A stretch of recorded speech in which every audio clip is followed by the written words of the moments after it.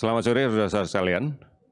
Hari ini kita akan menyampaikan beberapa hal, di antaranya salah satunya adalah protokol berolahraga di ruang publik. Ini menjadi suatu yang penting untuk kita pahami karena aktivitas fisik yang seimbang ini juga merupakan upaya bagi kita untuk tetap menjaga imunitas dengan baik.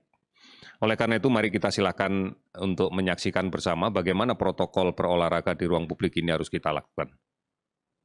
Kita akan lihat videonya bersama-sama.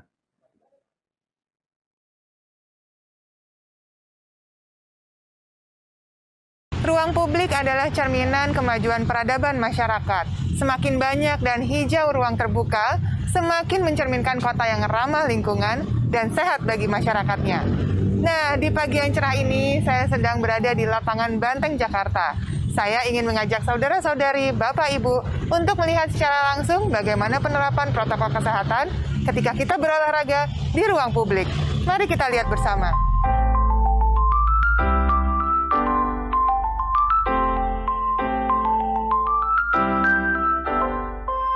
Sesuai dengan anjuran pemerintah, menjaga stamina pada saat pandemi sangat penting. Berolahraga, terkena sinar matahari, dan tetap beraktivitas sangatlah dianjurkan. Perhatikan bagaimana panduan pencegahan dan pengendalian COVID-19 di sini, sesuai panduan Kemenkes dan Kemenpora, serta anjuran gugus percepatan penanganan COVID-19. Panduan beraktivitas di ruang publik adalah: pertama, seluruh pengunjung wajib mengisi self-assessment resiko COVID-19. Hal ini untuk mendapatkan identitas pengunjung jika suatu saat diperlukan untuk tracing. Kedua, para pengunjung akan dicek suhu tubuhnya dengan menggunakan termogan. Dan suhu yang diperbolehkan untuk masuk adalah yang di bawah 37,3 derajat Celcius. Ketiga, seluruh pengunjung diwajibkan untuk mencuci tangan di tempat yang telah disediakan.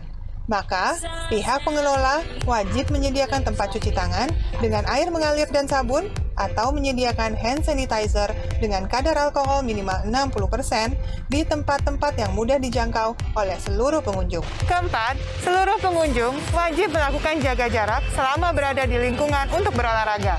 Disarankan untuk berolahraga yang dilakukan dengan: pertama, tanpa berpindah tempat atau dilakukan dengan posisi sejajar minimal 2 meter dengan orang lain. Kedua, jika berjalan kaki atau berjalan cepat, pastikan berjarak kurang lebih 5 meter dengan orang di depannya. Ketiga, jika berlari atau jogging, pastikan berjarak kurang lebih 10 meter dengan orang di depannya. Keempat, apabila bersepeda, jaga jarak kurang lebih 20 meter. Para petugas dan pengunjung yang hadir diharuskan memakai masker. Masker harus digunakan setiap waktu, termasuk pada saat berolahraga.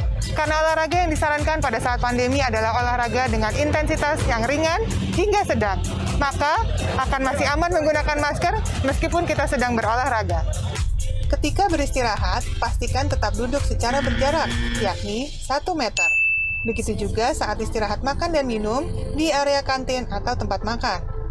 Pihak pengelola harus memastikan seluruh area bersih dan higienis dengan melakukan pembersihan secara berkala, menggunakan desinfektan yang sesuai, terutama pada area dan fasilitas umum yang digunakan bersama. Para petugas yang berwajib dan petugas kesehatan melakukan pemantauan secara proaktif. Hal ini penting untuk memastikan kedisiplinan para pengunjung.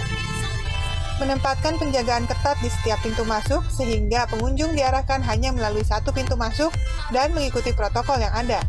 Apabila ada yang melanggar, diingatkan oleh petugas dengan sopan dan tegas. Memberikan pembatasan jarak di tempat duduk, bangku taman yang tersedia. Tetap lakukan jaga jarak di tempat pengunjung yang sedang istirahat atau relaksasi, atau melakukan peregangan, push up, sit up, atau plank di tempat yang ditentukan. Arah jalur jalan atau arah lari hanya satu arah, sehingga tidak bersinggungan antar pengunjung. Untuk para pengguna sepeda, sebaiknya dipisah dan dilarang masuk ke area taman. Penerapan jaga jarak juga sebaiknya diberlakukan di toilet, dengan tetap memperhatikan protokol kesehatan. Untuk pengelolaan sendiri, kami melakukan desinfeksi terhadap children playground, tempat duduk, dan tempat sampah yang ada di dalam lapangan Banteng. Sebagai wujud rasa terima kasih kami atau penghargaan kepada para pengunjung, kami selalu mengucapkan terima kasih kepada para pengunjung yang selalu mengikuti peraturan protokol yang telah ditetapkan oleh kami.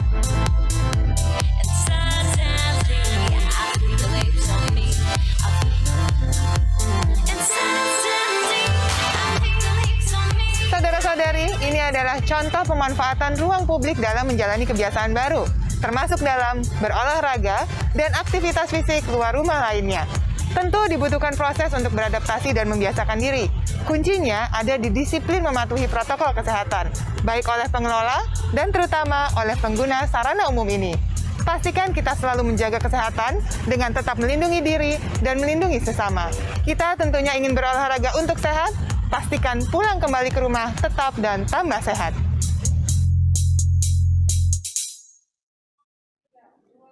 Ya, demikian saudara-saudara tadi, kita bisa melihat bagaimana protokol berolahraga di ruang publik. Hendaknya ini menjadi acuan kita agar bukan hanya sehat karena berolahraga yang kita dapatkan, tetapi juga kita terhindar dari kemungkinan tertular COVID-19 karena adanya orang lain yang membawa infeksi ini.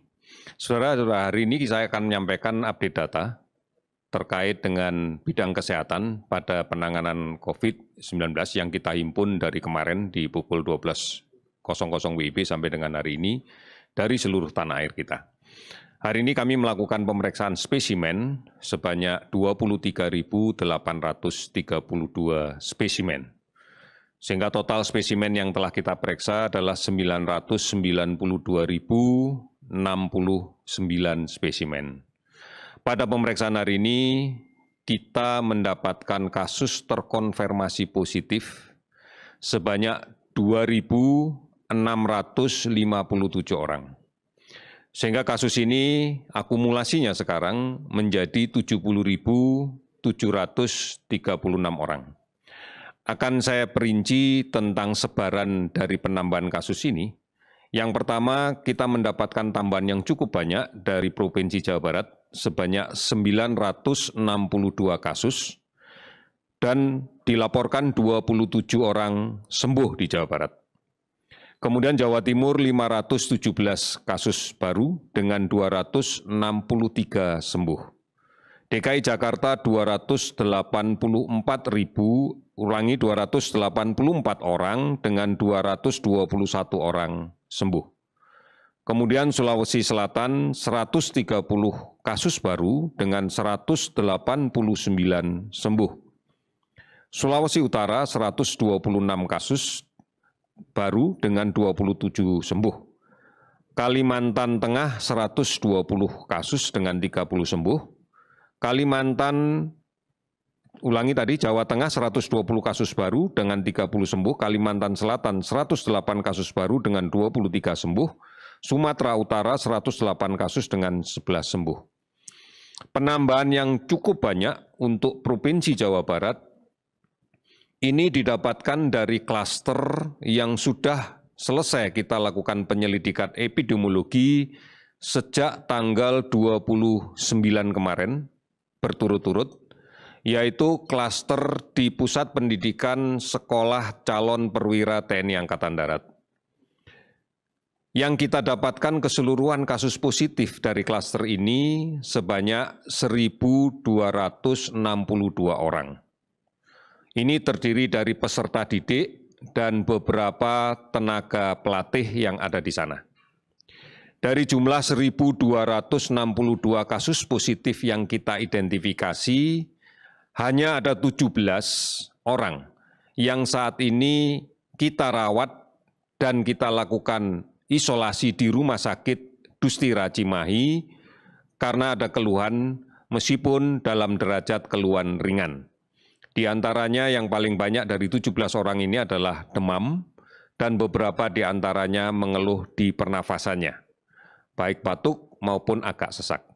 Sementara sisa yang lainnya sebanyak 1.245 tanpa keluhan apapun. Dan saat ini semuanya kita karantina di wilayah pendidikan secapa Sekolah Calon Perwira Angkatan Darat di Bandung. Seluruh komplek pendidikan Sekolah Calon Perwira TNI Angkatan Darat di Bandung kita lakukan isolasi, kita lakukan karantina, dan kemudian kita larang untuk adanya pergerakan orang baik masuk ke dalam komplek ataupun keluar dari komplek. Pengawasan ini dilakukan secara ketat oleh unsur kesehatan dari Kodam 3 Siliwangi yang memantau terus-menerus sepanjang hari. Sampai dengan hari ini kami mendapatkan laporan seluruh peserta yang dipantau yang melaksanakan isolasi dalam keadaan baik. Oleh karena itu kami memastikan bahwa tidak akan terjadi penularan keluar komplek karena kita menjaga dengan ketat agar betul-betul pelaksanaan karantina kewilayahan bisa dijalankan secara maksimal. Tentunya dengan monitoring yang ketat yang dilaksanakan oleh Dinas Kesehatan Provinsi Jawa Barat, Dinas Kesehatan Kota Bandung, dan dari Kesehatan Kodam 3 Siliwangi. Oleh karena itu, kami mohon masyarakat untuk tenang, tidak perlu panik, karena ini sudah ditangani secara profesional sesuai dengan standar internasional. Kita melakukan karantina wilayah dan kemudian kita menjamin sepenuhnya bahwa evaluasi terhadap peserta karantina dijalankan dengan maksimal. Oleh karena itu, kami juga berharap bahwa keluarga para peserta didik yang berasal dari seluruh Indonesia memahami ini, memaklumi ini, dan masih tetap bisa melaksanakan kontak komunikasi menggunakan telepon atau sarana media yang lain dengan keluarganya yang saat ini sedang kita karantina. Oleh karena itu, saudara-saudara sekalian, tidak perlu ada kepanikan, kita menangani secara proper, kita menangani secara profesional, dan kita tangani sesuai dengan kriteria internasional tentang karantina wilayah. Kemudian hari ini 19 provinsi melaporkan kasus di bawah 10 dan ada 4 provinsi yang melaporkan tidak ada penambahan kasus sama sekali. Kasus sembuh cukup banyak, total sembuh hari ini adalah 1.066 orang, sehingga total sembuh menjadi 32.651 orang. Meninggal 58 orang sehingga totalnya menjadi 3.417 orang. Telah 457 kabupaten kota yang terdampak di 34 provinsi. Kita masih melakukan pemantauan ketat terhadap 38.498 orang ODP, dan 13.732 PDP yang tersebar di seluruh provinsi kabupaten kota dan provinsi yang terdampak. Saudara-saudara, sekali lagi penambahan kasus di luar klaster ini disebabkan karena kurang disiplinnya menggunakan masker. Kita tahu bahwa penularan penyakit ini dari droplet orang yang sakit. Dan kita tahu bahwa droplet ini ada yang ukurannya kecil yang kita sebut mikrodroplet yang memiliki waktu cukup lama untuk bisa hilang dari lingkungan. Terutama pada wilayah yang tertutup dengan ventilasi yang tidak terlalu baik. Maka mikrodroplet ini akan melayang-layang dalam waktu yang relatif lama. Oleh karena itu saudara-saudara sekalian, satu, gunakan masker. Apapun alasannya. Gunakan masker karena ini melindungi kita. Yang kedua, menjaga jarak. Jaga jarak yang aman. Kemudian sering dan rajin mencuci tangan menggunakan sabun.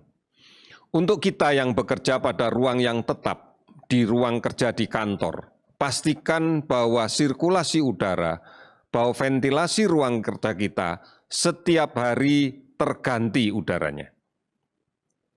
Kemudian sebisa mungkin kalau akses untuk bisa mendapatkan udara segar dari luar bisa dilakukan, lakukan itu. Hal yang serupa juga di kendaraan kita. Oleh karena itu sempatkan setiap hari di pagi hari untuk membuka semua jendela mobil dan beri kesempatan udara yang ada di dalam ruangan tergantikan dengan udara yang baru, yang berasal dari luar, dan setelah itu baru kita tutup. agar tidak kita berada di dalam satu lingkungan udara yang tidak pernah tergantikan, terjebak dalam suatu ruang terbatas dengan AC yang tersirkulasi di dalamnya. Saudara-saudara, patuhi protokol kesehatan. Ini cara satu-satunya kalau kita ingin terbebas dari kemungkinan penularan COVID-19.